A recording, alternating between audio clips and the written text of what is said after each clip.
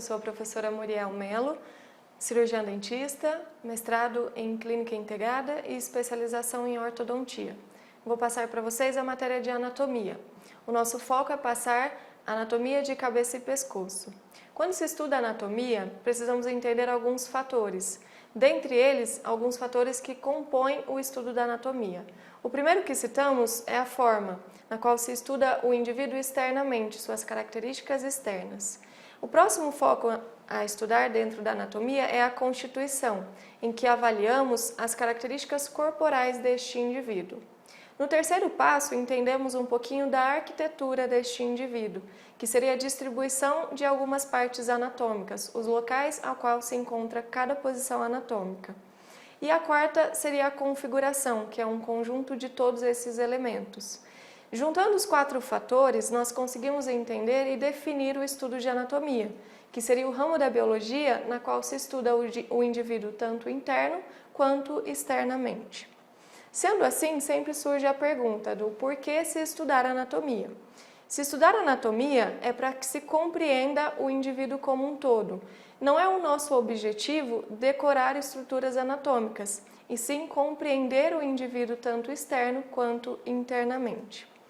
Dentro da divisão, então, do nosso esqueleto, nós podemos dividir o nosso corpo em cabeça, tronco e membros.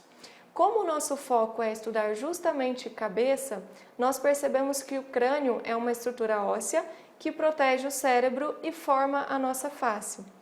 Dentro dessa divisão, então, percebemos a existência e a formação de 22 ossos separados, no qual abordaremos cada um individualmente e entenderemos a formação deste indivíduo como um todo. Na anatomia, existem alguns objetivos. Dentre eles, o nosso foco é abordar as estruturas anatômicas, avaliar estritamente a nossa cavidade oral e entender a área de atuação do cirurgião dentista. Desta forma, faremos de uma forma mais didática, em que não decoraremos estruturas anatômicas, em sim entenderemos o conjunto e a composição deste indivíduo, na qual as funções estabelecidas na face ou na cabeça de um indivíduo, nós percebemos que estão as principais funções, como por exemplo, recepção de alimento, recepção do ar, centro das emoções e a fala. Por que centro de emoções? Quando se estuda anatomia, nós precisamos avaliar o indivíduo externamente e entender as emoções e os sentimentos que aquela face nos proporciona.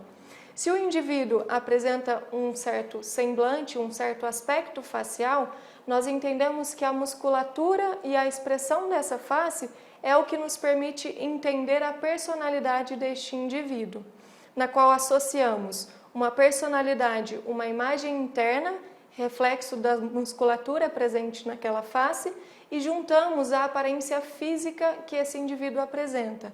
Assim, entenderemos então o que seriam os músculos da expressão facial, que é o nosso foco abordado nas aulas de anatomia. Então, dividiremos em alguns tópicos. Iniciaremos entendendo os ossos que compõem o crânio, passaremos então ao estudo da musculatura da face. Em seguida, abordaremos a cavidade bucal e suas estruturas anatômicas. Por fim, cairemos então em anatomia dentária propriamente dita. Depois, avaliaremos alguns conceitos de estética aplicada à anatomia. E por último, entenderemos um pouquinho de articulação temporomandibular. Juntando todos esses conceitos e todas essas dicas que teremos juntando estética e o entendimento do indivíduo como um todo, fecharemos o nosso estudo de anatomia. Obrigada pela atenção, aguardo todos vocês para que começamos um curso com excelente aprendizado.